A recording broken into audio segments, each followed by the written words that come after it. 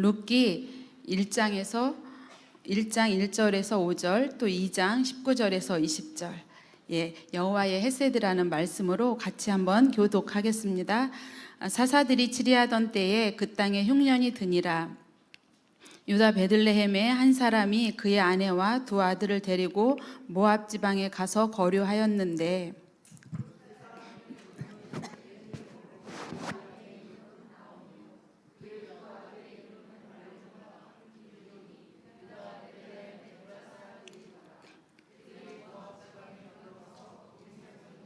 나오미의 남편 엘리멜렉이 죽고 나오미와 그의 두 아들이 남았으며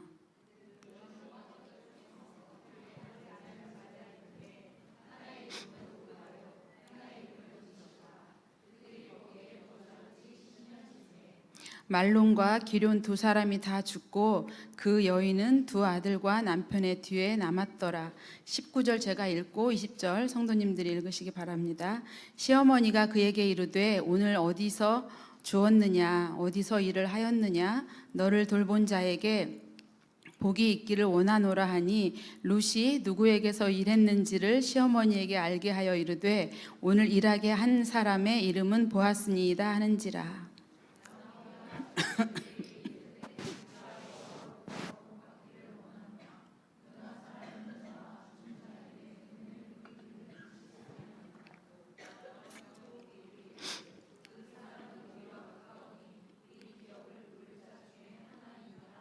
아멘. 할렐루야. 수요예배 가운데 나오신 모든 분들의 발걸음을 주님의 이름으로 축복합니다. 추워진 날씨 속에 많이 힘드셨을 텐데 그래도 잊지 아니하고 수요예배 가운데 나오신 모든 분들을 주님의 놀라운 은혜와 축복으로 채워주실 줄 믿습니다. 저도 이렇게 환절기가 너무 어려운 시간인 것 같습니다. 오늘 새벽에도 기침을 너무 많이 해서 설교하기가 어려울 정도로 목이 상당히 좀 안 좋은 상태인데 여러분들 이해해 주시고 같이 한 마음으로 예배 드리는 복된 시간이 되기를 원합니다. 제가 예전에 교육부서를 맡았을 때요, 특별히 많은 은혜를 오히려 제가 받았습니다. 아이들에게서. 특히 아이들과 예배를 드릴 때 제가 중요하게 한 것이 있는데 그것을 좀 소개하면서 말씀을 들어가 보도록 하겠습니다. 그것은 오늘처럼 이렇게 설교하기 전에 아이들과 눈을 맞추는 것이었습니다. 여러분 저를 지금 다 보고 계시잖아요. 그런데 아이들은 사실 그렇지 않습니다. 집중하지 못해서 제가 아이들에게 우리 눈 한번 같이 맞춰볼까요? 하면 그때서 이렇게 저에게 눈을 동그랗게 뜨고 그 작은 눈망울을 얼마나 눈을 크게 뜨면서 저를 바라보는지 그 눈망울을 볼 때마다 너무나 사랑스러웠고요. 그 모습을 제가 지금도 잊을 수 없는 시간인 것 같습니다. 사랑하는 성도님들, 비록 우리는 이 시간 아이는 아니지만 오늘 이 저녁 우리 마음의 눈을 좀 크게 뜨고요. 그러한 시선을, 그 큰 눈을 주님 앞에 시선을 맞추며 말씀을 듣는 그러한 시간이 되기를 간절히 원합니다. 제가 첫 부임하고 설교 때 여러분 이야기를 좀 했었을 때 제가 어렸을 때 꿈이 동화 작가라고 한 적이 있는데 생각나시는 분이 있어서 고개를 흔들어 주셔서 너무 감사합니다. 제가 어렸을 때 꿈이 동화 작가였어요.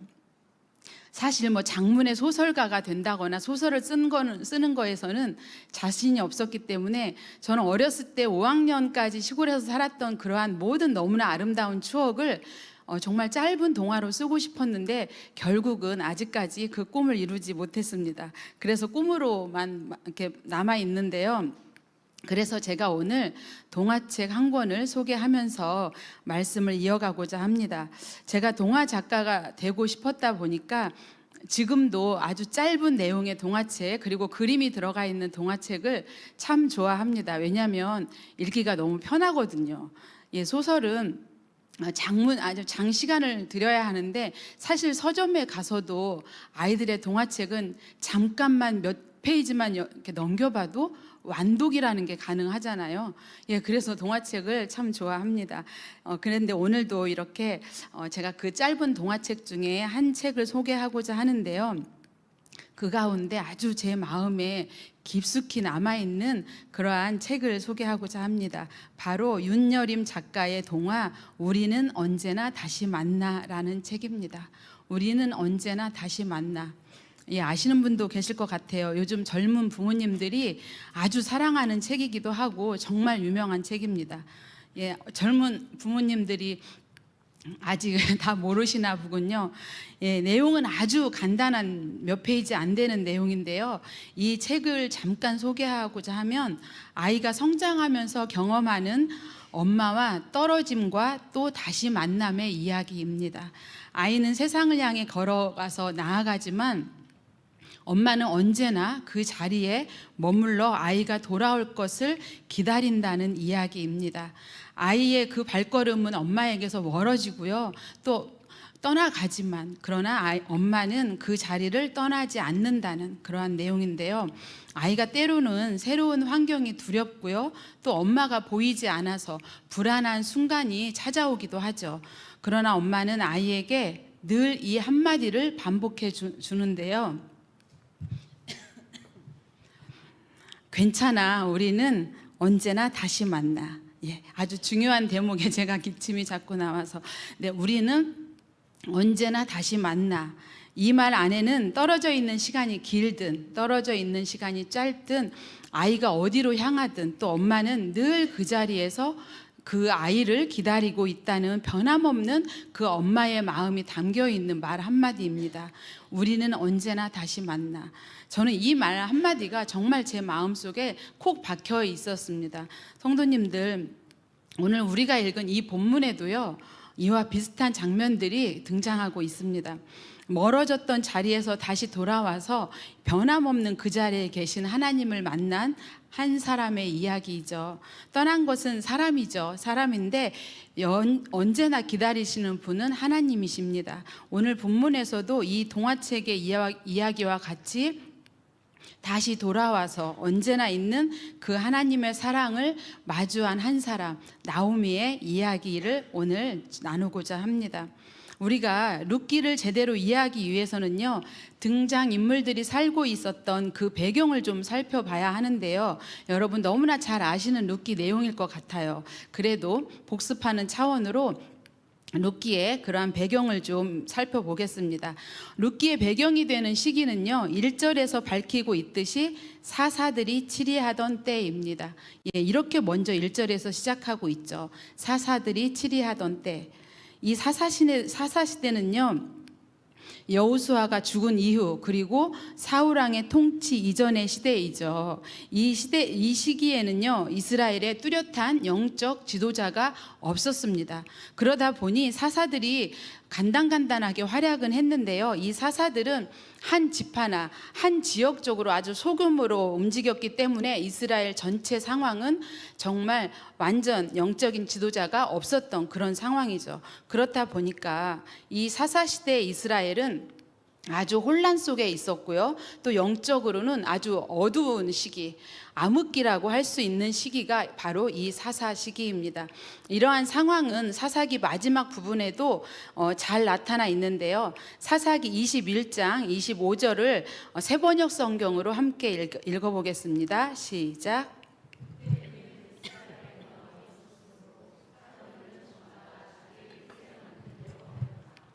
네, 이렇게 왕이 없었으므로, 이스라엘에는 왕이 없었으므로 사람들이 저마다 자기의 뜻에 맞는 대로 하였다고 이야기를 하고 있습니다.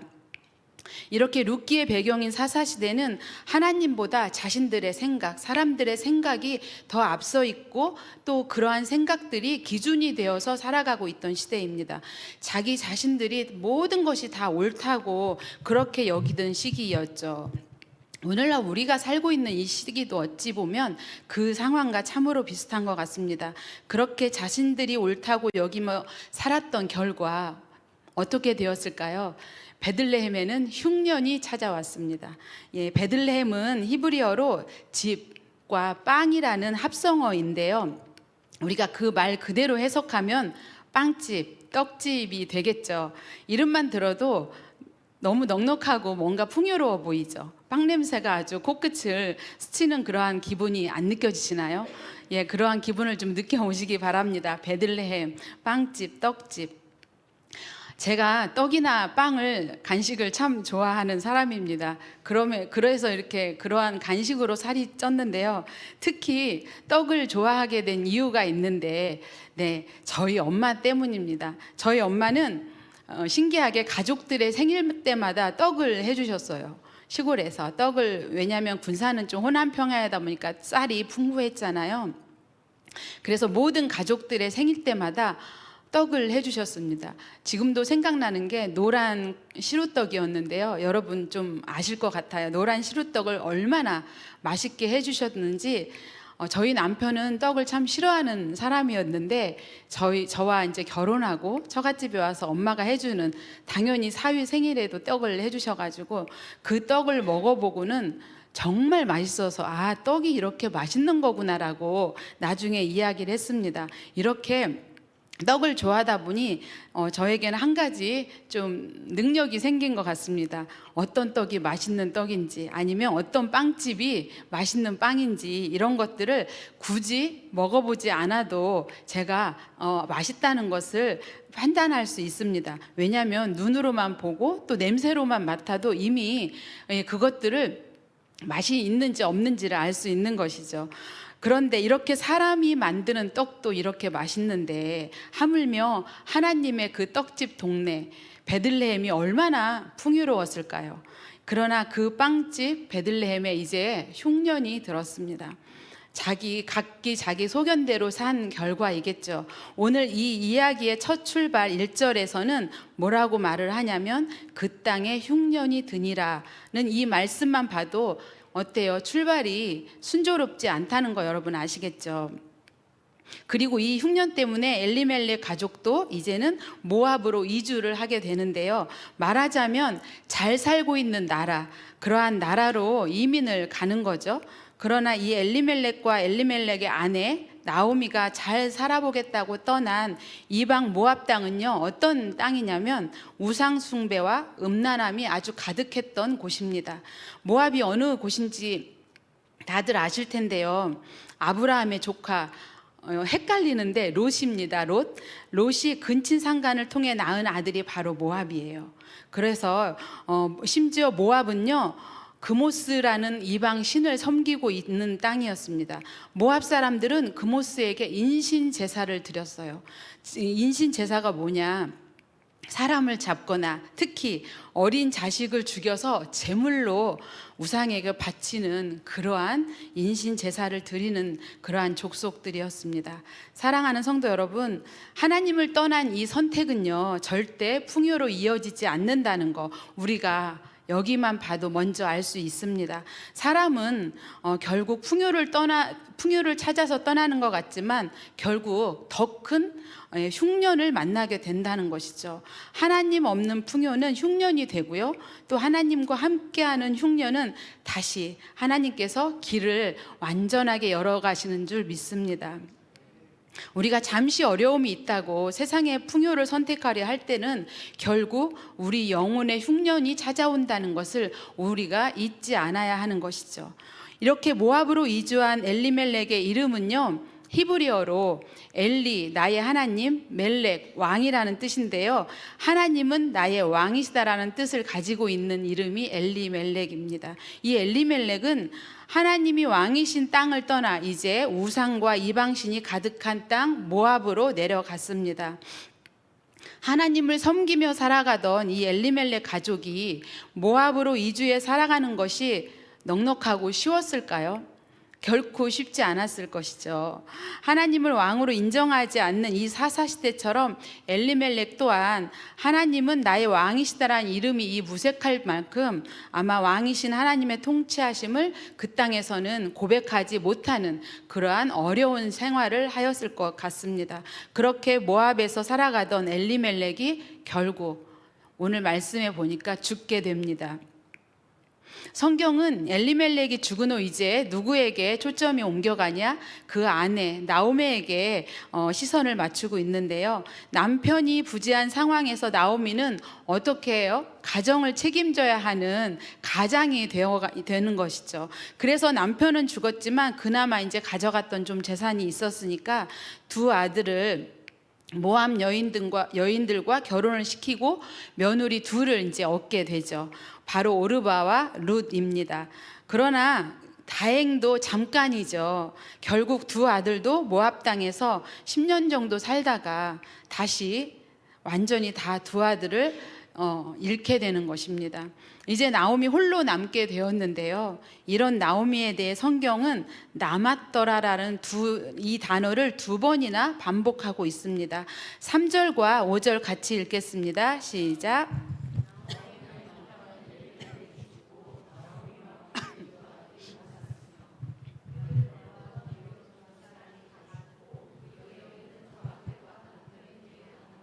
예, 3절 마지막에 남았더라, 5절 마지막에 남았더라. 이 남았더라는 히브리어로 샤르입니다. 샤르. 제가 신학교 다니면서 히브리어, 헬라어 배우는 거 극히 싫어했는데, 그래서 나중에 저는 설교 때 절대 안 쓸 거야, 히브리어, 헬라어. 예, 그런데 이렇게 원뜻을 찾아보게 되면 어쩔 수 없이 저도 히브리어 사전을 찾아볼 수가 밖에 없습니다. 그래서 남았더라는 히브리어로 샤르입니다. 샤르.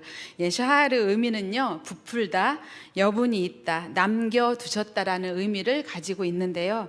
그렇다면 다 잃은 이 남편 죽고 두 아들마저 잃은 이 나오미에게 무엇이 남았다는 것일까요? 남편도 죽고 이제 아들마저도 죽었는데, 차라리 저는 이 말씀을 묵상하면서 제가 나오미라면 모든 세상의 것을 다 끊어버리고 정말 죽고 싶은 심정이었을 것 같습니다. 그런데 그 나오미의 이름처럼 하나님은 나오미에게 여분이 있다, 남겨주셨다라는 거 이야기합니다. 나오미를 이렇게 부풀게 하는 이 여분은 무엇일까요? 여러분 다 아시죠? 머릿속에서 이미 대답하고 계셨죠? 바로 하나님입니다. 사람은 다 떠났고요, 소유도 다 사라졌지만 하나님은 나오미 곁에 계시면서 여전히 남아 계셨습니다. 우리가 이제 룻기의 이야기를 정말 이야기처럼 편안하게 좀 들어보시기 바랍니다. 오늘 본문을 읽지 않은 내용인데요. 이렇게 나오미는 이방 땅 모압에서 10년 만에 남편이 죽고 아들들도 죽고 모든 것을 잃은 이 나오미에게 예상하지 못한 뜻밖의 소식이 들려오죠. 바로 베들레헴의 소식입니다. 그것은 하나님께서 베들레헴에게 사는 자기 백성들을 돌아보시고 또 양식을 주셨다라는 이러한 기쁜 소식이 들려오죠. 그래서 나오미가 두 며느리와 함께 일어나서 베들레헴으로 돌아가야 하겠다라고 결정을 하죠. 이제 나오미가 두 며느리와 함께 베들레헴으로 돌아가려고 길을 나서게 되는데, 문득 생각해 보니까 이 며느리들이 자신을 따라서 베들레헴으로 돌아가면 이 며느리들에게는 베들레헴이 본국이 아니죠. 타국이죠. 그 타국에서 고된 과부의 삶을 살 거를 생각하니까 나오미가 안 되겠는 것입니다. 그래서 나오미는 두 며느리에게 이제 너희들은 친정으로 돌아가라, 이렇게 말을 하죠. 그리고 과부 시어머니를 지극정성으로 모셨던 이 두 며느리에게 보답하는 의미로 하나님께 두 며느리를 선대해 주실 것을 축복해 주고 있습니다. 그러나 이 고부관계가 얼마나 아름다웠던지, 제가 이걸 보면서 10월도 이러한 말이 무색할 정도구나. 그죠? 요즘에 너무나 잘 쓰고 있는 그러한 것들이 참 정말 아름다운 고부 관계는 룻과 두 며느리인 것 같습니다. 이 두 며느리는 한상코 시어머니를 따라가겠다고 하는 거예요. 그러자 나오미가 이 며느리들이 모압 땅에 남아야 할 이유를 대며 설득하게 됩니다. 그 말씀이 룻기 1장 13절에 나오는데요. 나오미가 며느리에게 하는 말이죠. 여호와의 손이 나를 치셨으므로 참 슬픈 말입니다. 그죠? 참 슬픈 내용입니다. 예, 나에게는 아무 소망과 희망이 없다는 것을 며느리들에게 이야기하고 있는 거죠. 그러니 나와 함께 간다는 것이 어렵다는 것을 아주 잘 알아듣게 여호와의 손이 나를 치셨으므로 이제는 나오미에게는 아무런 희망과 소망이 없는 것처럼 이렇게 나오미는 지금 말하고 있습니다. 그렇게 오르바는 나오미의 말을 받아들였죠. 순종하고 본국에서 남아 있기로 하였고요. 룻은 강요하지 말라면서 나오미를 따라가겠다고 본인의 뜻을 굽히지 않고 있습니다. 그래서 오히려 나오미의 백성을 나의 백성으로, 나오미의 하나님을 나의 하나님으로 이렇게 받아들이겠다고 룻이 이야기를 합니다. 그렇게 해서 나오미와 룻 이 두 사람은 베들레헴으로 향하게 되죠. 모압에서 베들레헴까지 거리를 찾아보니까 약 90km가 넘는 거리입니다. 성인이 하루에 가자 보면 한 20km를 간다고 해요. 그렇게 20km를 걷는다고 가정해도 이 두 여자가 한 5일 정도 아주 부지런히 걸어가야 하는 그러한 거리죠. 강을 건너고 광야를 지나서 또 베들레헴까지 도착하기까지 두 여자는 결코 평탄하지만은 않은 그러한 거리입니다. 이렇게 먼 땅을 걸어온 두 가부가 이제는 베들레헴에 도착하고 보니 지칠 대로 지친 그러한 상황이죠. 그런데 나오미와 룻과 함께 이 베들레헴에 도착했을 때는 베들레헴의 보리 추수가 시작될 무렵입니다. 보리 추수가 시작될 때입니다. 벌써 여기서 소망이 몽글몽글 뭔가 생기지 않나요? 추수를 하고 있다는 거, 정말 흉년과는 정반대되는 의미입니다. 보리 추수가 막 시작될 무렵, 룻기 2장 2절 같이 읽겠습니다. 룻기 2장 2절 시작.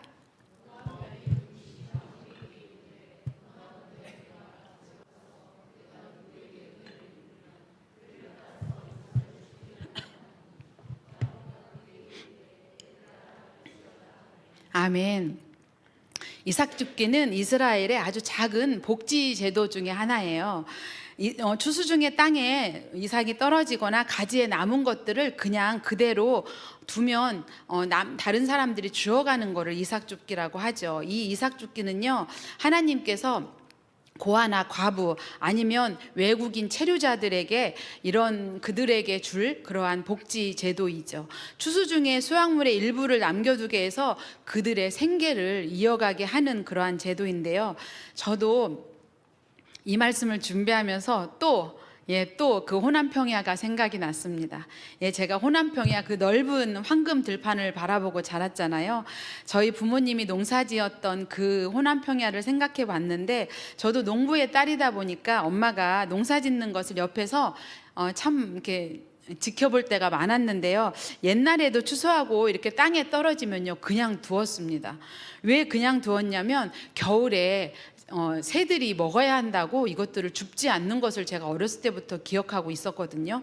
또 콩이나 왜 서리태 같은 메주콩을 심을 때요, 호미로 한번 파고 그 한 번 판 땅에 3알에서 5알 정도의 콩을 엄마가 심는 것을 보았습니다. 그래서 제가 왜 꼭 이렇게 3알이나 5알을 심느냐고 엄마한테 여쭤보았죠. 호기심 천국이니까 제가. 그랬더니 엄마 하시는 말씀이, 한 알은 새들이나 들짐승들에 파먹으면 그들에게 주는 것이고, 또 한 알은 곡식을 내어준 땅에게 주는 것이고, 나머지 것들은 사람이 취하는 것이라고 이야기를 해줬습니다. 제가 그래서 정말 이때에도 이렇게 하나님이 우리에게 주신 자연을 돌보는 그러한 그런 것들이 있었구나라는 것이 지금 생각해 보니까 우리나라에도 그러한 풍습이 있었구나라는 것이 생각이 들었습니다. 그렇게 룻이 이제 이삭을 줍고 돌아왔는데요, 무려 그 양이 한 에바 계산해 보니까 한 13kg에서 16kg 정도나 되는 보리를 이 룻이 들고 온 것입니다. 와, 벌써 풍년의 냄새가 나죠. 룻이 상당히 힘이 센 것 같지 않나요, 여러분? 저는 사실 이게 지금 13kg에서 16kg면 거의 쌀 한 포대 정도 되는 건데, 저는 생수병 2리터 하나만 들어도 부들부들 떨거든요. 와, 정말 룻은 힘이 셌구나라는 생각이 들으면서 말씀 준비하면서 혼자 웃었습니다. 이렇게 상상치도 못한, 사실 곡식을 어디서 수확해 온 것이 아니거든요. 땅에서 그냥 주운 건데 이 정도 양이면 상당히 많은 양이라고 여러분 좀 놀라셔야 해요. 이렇게 상상하지도 못한 양이라고 우리가 표현할 수 있습니다. 그러한 보리자루를 들고 들어온 룻을 보고 나오미는 정말 놀랄 수밖에 없죠. 왜냐하면 농사지어서 수확해 온 것이 아니기 때문에 주워온 거잖아요. 이렇게 하나님의 헤세드는 이렇게 아주 작은 시작에서부터 시작되는 것처럼 보이지만 결국 하나님의 헤세드가 드러나고 있다는 것을 우리가 발견할 수 있습니다. 우리는 사실 큰 기적을 기대하지만 하나님은 우리의 작은 일상 속에서 하나님의 기적을 만들어 간다는 것을 우리가 믿음으로 고백하시기 바랍니다. 오늘 우리의 삶 속에서도요, 여전히 이 같은 일상의 헤세드를 보게 되기를 주님의 이름으로 축복합니다. 나오미가 이렇게 말할 수 없을 정도로 놀라며 흥분해서 질문과 축복의 말을 쏟아내고 있는 장면이 있습니다. 바로 이 장면이 본문 2장 19절인데요. 우리말 성경으로 보면 나오미가 얼마나 많이 흥분하고 활기가 넘쳐서 말을 하고 있는지 그것을 생생하게 느낄 수 있습니다. 같이 읽겠습니다. 시작. 오늘 어디서 이삭을 주었느냐? 어디서 일을 하였느냐? 너를 이처럼 생각하여 준 사람에게 하나님이 복을 베푸시기를 바란다. 나오미는 이렇게 룻이 누군가에게 특별하게 도움을 받았기 때문에 이렇게 많은 이삭을 주어왔을 거라고 지금 확신을 하고 있죠. 사실 나오미의 삶은요, 흉년의 연속이었습니다. 10년이 넘는 시간 동안 계속해서 흉년이었죠. 이래서 이러한 나오미에게 사실 도움과 돌봄이 얼마나 절실히 많이 필요했을까요? 그런데 바로 이 순간 나오미가 이 풍성한 보리자루를 보면서 나를 향한 하나님의 이러한 큰 돌보심을 바로 깨닫게 되는 것이죠. 그리고 하나님의 이 돌보심을 깨달은 나오미가요, 계속해서 이야기를 합니다. 오늘 본문 룻기 2장 20절 상반절 같이 읽겠습니다. 시작.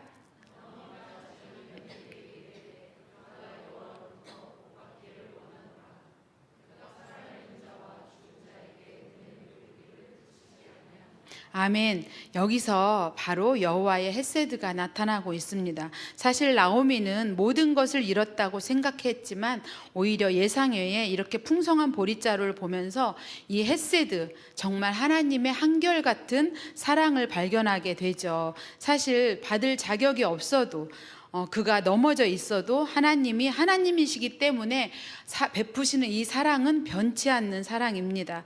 그래서 하나님은 이 나오미를 여전히 버리지 않으셨고요, 하나님의 사람인 며느리 룻을 통해서 또한 보아스를 통해서 여호와의 헤세드를 지금 느끼게 하십니다. 그러면 여러분, 여호와의 헤세드가 무엇일까요? 사실 헤세드는요, 한국어뿐만 아니라 영어에도 적절하게 해당하는 단어가 없다고 해요. 그래서 헤세드와 비슷한 느낌의 단어, 이 헤세드의 대안이 될 만한 우리나라 단어를 소개하면 다음과 같습니다. 친절, 자비, 인자, 사랑.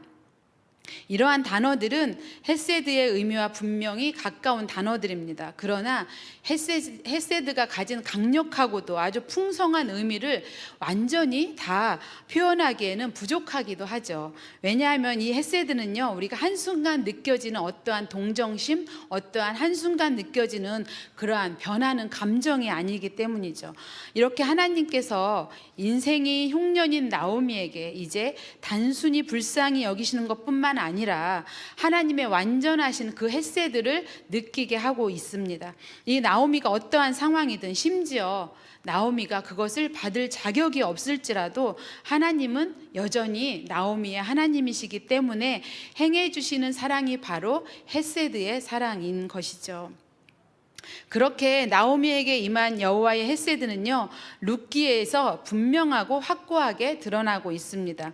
자신을 떠나지 않은 룻을 통해서, 또한 과부에게 친절을 베푸는 보아스를 통해서 확실하게 드러나고 있죠. 그리고 또 우리가 참 아주 소수인 것 같은데, 아주 작은 것 같은데, 이 보리자루와 같이 아주 일상적인 일에서 자신을 향하신 하나님의 헤세드가 이렇게 계속되고 있었다고 발견한 이 나오미는요, 이제 이 헤세드 때문에 움직이기 시작합니다. 그 이후 우리가 너무나 잘 알고 있듯이요, 룻과 보아스 사이에서 다윗의 할아버지인 오벳이 태어나게 되죠. 그런데 룻기 마지막쯤 4장 16절에서는 이 할머니 나오미가 오벳의 양육자가 되었다고 말하고 있습니다. 4장 16절 같이 읽겠습니다. 나오미가 아기를 받아 품에 품고 그의 양육자가 되니. 그렇다면 나오미가 이 손주 오벳을 기르며 가장 중요하게 무엇을 가르쳤을까요? 우리가 자녀들이나 손주들에게 우리가 직접 경험한 하나님을 가르치지 않았을까요? 우리 마음처럼 나오미도 역시나 자신이 겪었던 여호와의 헤세드, 그 놀라운 여호와 하나님을 아마 오벳에게 가르쳤을 것 같습니다. 이 나오미 자신이 경험한 여호와의 헤세드가 얼마나 강력했는지 이렇게 손주에게 가르쳤을 것이 분명하죠. 그리고 이 나오미가 경험한 여호와의 헤세드가 오벳에게, 또한 오벳은 이새에게, 이새는 다윗에게 전해졌을 것 같습니다. 실제로 히브리어 원문 기준으로 보면요, 성경 전체에 헤세드라는 단어가요, 약 250회 정도 나오고 있는데요, 그 절반이 넘는 127회, 절반이 넘죠. 127회 정도가 시편에서 헤세드라는 단어가 등장하고 있습니다. 그 중에서도 이 헤세드는 다윗의 이름이 붙은 시편, 그 시편에서 가장 많이 등장하고 있습니다.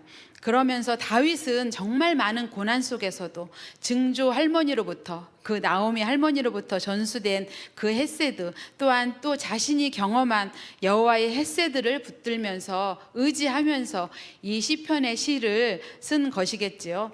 이렇게 다윗이 고백하는 헤세드를 보면요, 헤세드의 의미를 우리가 더욱더 강력하게 느낄 수 있습니다. 그 시편 23편 6절 말씀인데요, 같이 읽겠습니다. 시편 23편 6절입니다. 내 평생의 선하심과 인자하심이 반드시 나를 따르리니 내가 여호와의 집에 영원히 살리로다. 아멘. 여기서 인자하심이 바로 헤세드인데요. 그리고 이 인자하심, 헤세드가 가만히 있다는 게 아니죠. 헤세드가 나를 따른다고 말씀합니다. 그래서 이 따르다는 단어는 단순히 옆에서 걷는다는 뜻이 아니고요, 다시 한번 히브리어를 언급하겠습니다. 따르다는 라다프, 뒤쫓는다는 것입니다. 라다프, 따르다. 사냥꾼이 끝까지 포기하지 않고 추격하는 것처럼 이 하나님의 헤세드가, 그 하나님의 사랑이 우리를 뒤쫓는다는 그러한 뜻입니다. 우리가 하나님을 붙드는 신앙보다 더 강력한 것은요, 하나님이 우리를 붙들고 계시다는 그러한 믿음의 신앙이죠. 우리가 넘어져도, 또한 우리가 도망쳐 가도, 또한 지쳐 앉아 있어도 하나님의 이 헤세드는요, 우리를 결코 포기하지 않으시고 우리를 향해 있다는 거 여러분 꼭 이 추운 계절에 기억하시기 바랍니다. 이 사랑이 오늘도 여기 오신 한 사람 한 사람 가운데 여전히 하나님의 그 여호와의 헤세드가 뒤쫓고 있다는 것을 믿으시기 바랍니다. 이 나오미를 회복시키셨던 헤세드가 이제는 다윗을 붙드셨던 이 헤세드가 오늘도 우리 삶 가운데 끝까지 따라오시는 줄 저는 믿습니다. 룻기는요, 사실 4장밖에 안 되는 아주 짧은 성경이에요. 룻기가 왜 이렇게, 그죠? 제가 조금 전에 잠깐 룻기를 이야기처럼 해서 좀 들으시라고 했는데 사실 좀 재미는 없었죠. 제가 조금 재미있게 하고 싶었는데 그러질 못했습니다. 그리고 룻기는요, 창세기나 출애굽기처럼 하나님이 직접 말씀하시거나 천사가 나타나거나 어떠한 기적이 대단하게 일어나는 장면이 없습니다. 그죠? 여러분 아시죠? 눈에 보이는 기적이 일어나는 장면이 없어요.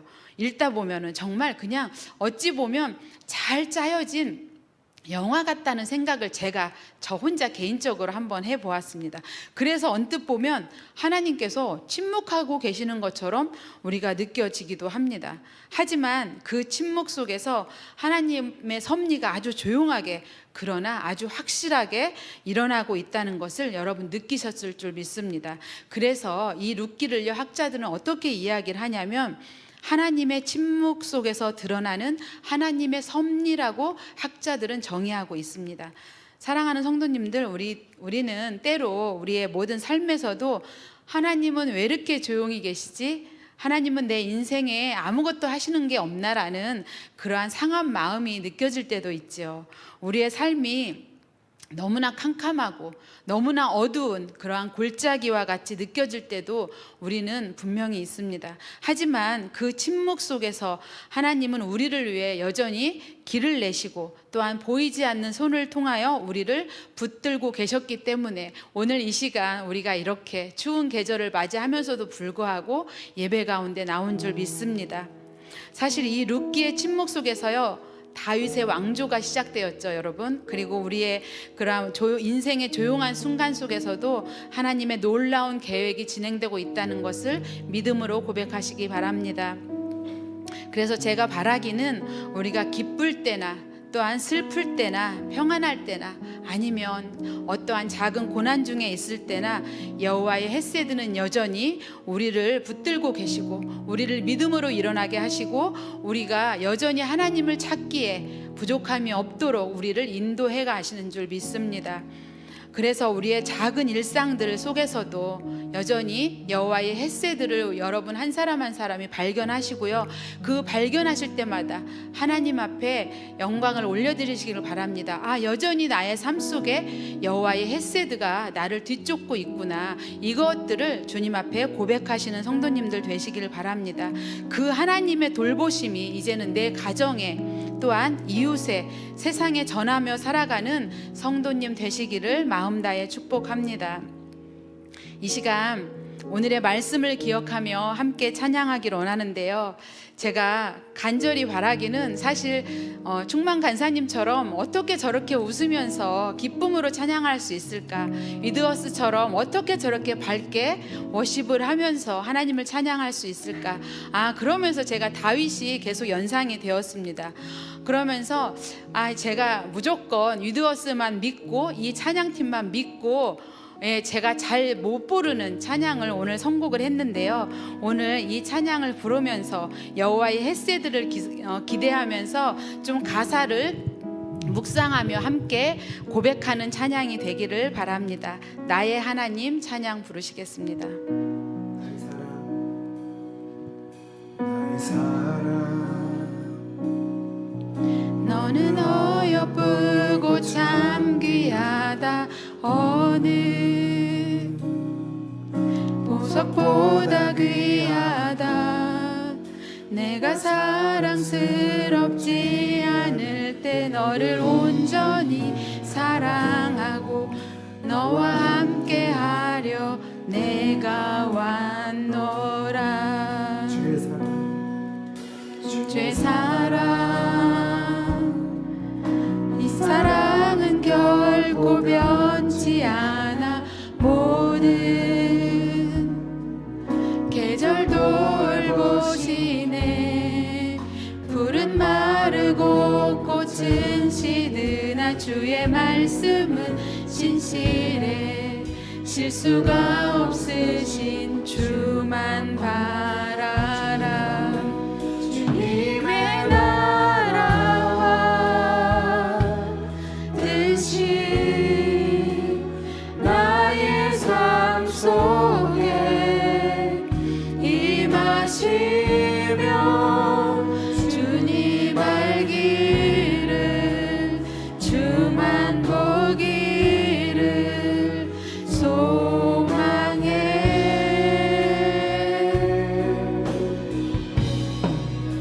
거룩히 살아갈 힘과 두려움 없는 믿음 주신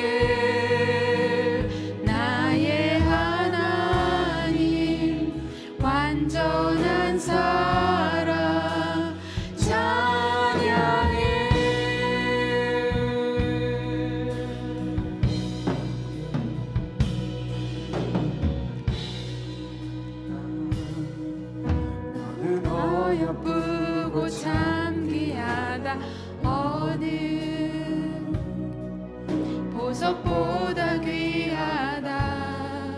내가 사랑스럽지 않을 때 너를 온전히 사랑하고 너와 함께하려 내가 왔노라.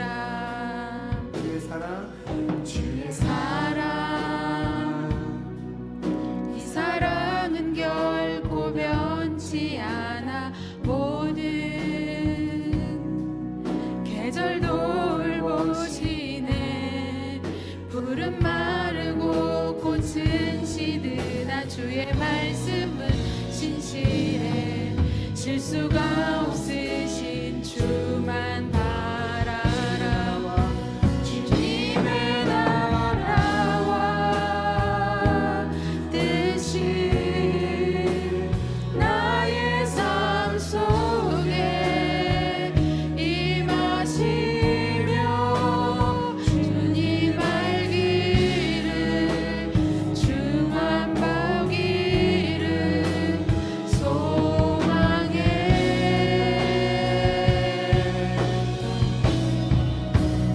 거룩히 살아갈 힘과 변함없는 믿음 주신 나의 하나님, 완전한 사랑 찬양해. 찬양하리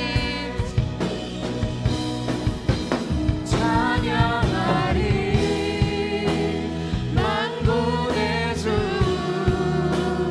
영원히 함께하시네.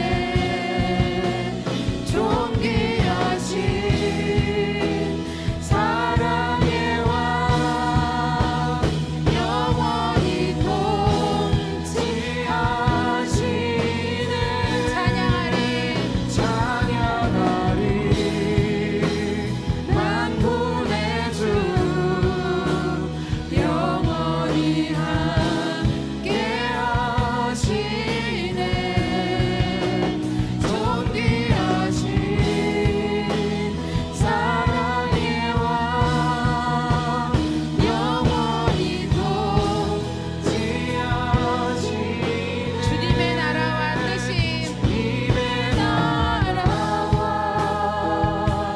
뜻이 나의 삶 속에 임하시며 주님 알기를 주만 보기를 소망해.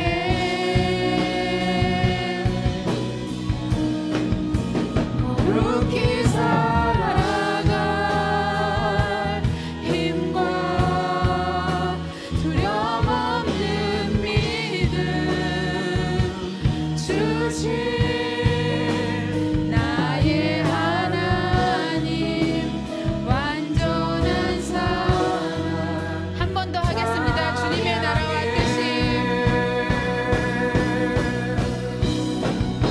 주님의 나라와 뜻이 나의 삶 속에 임하시며 주님 알기를 주만 보기를 소망해.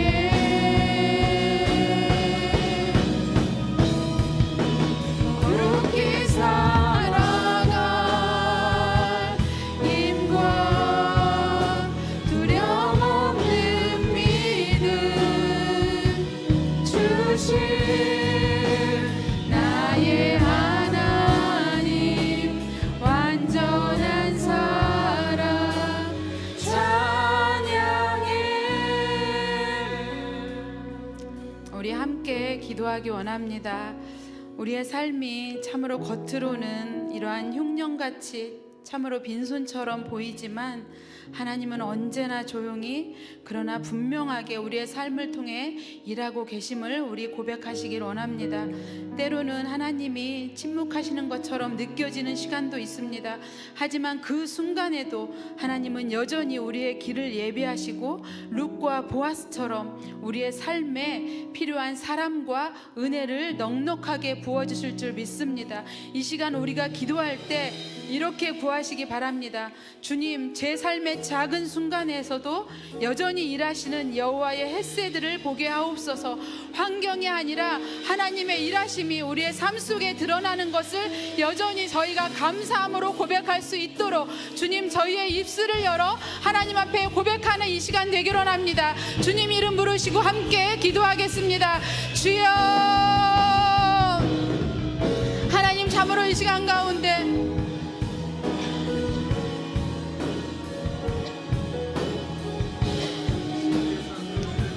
주님의 은혜가 우리의 삶 속에 충만하게 느껴지게 하여 주옵소서. 여전히 하나님의 손이 우리를 붙잡고 있다는 것을 이 시간 고백하는 시간 되게 하여 주시옵소서.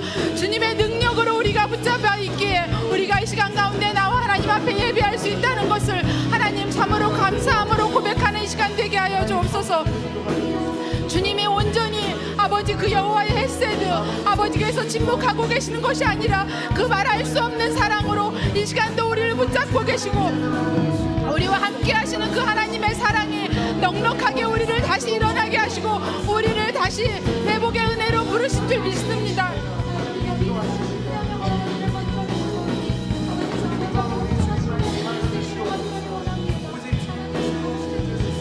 하나님의 능력으로 우리 한 사람 한 사람을 붙잡으시고 아버지 여호와의 헷세드가 우리의 삶 가운데 친밀하게 하나님과 동행하는 시간으로 나타나 역사하는 저희들 삶이 되게 하여 주시옵소서. 저희를 온전한 연약한 이 모든 시간들을 통하여서 하나님의 자녀로 여호와의 헷세드를 베풀어 주시고 우리 한 사람이 변해서 우리 가정이 살아나고 공동체가 살아나고 우리를 통하여서 여호와의 이름이 높아질 수 있도록 하나님 저희와 함께하여 주옵소서. 연약한 저희들 가운데 우리를 붙잡아 주심으로 말미암아 아버지 좌절하며 낙심하였던 모든 마음들을 다시 하나님의 은혜로 부여잡기를 원합니다. 하나님께서 주시는 그 치유와 회복으로 일어나기를 원합니다. 저희와 함께하여 주시옵소서.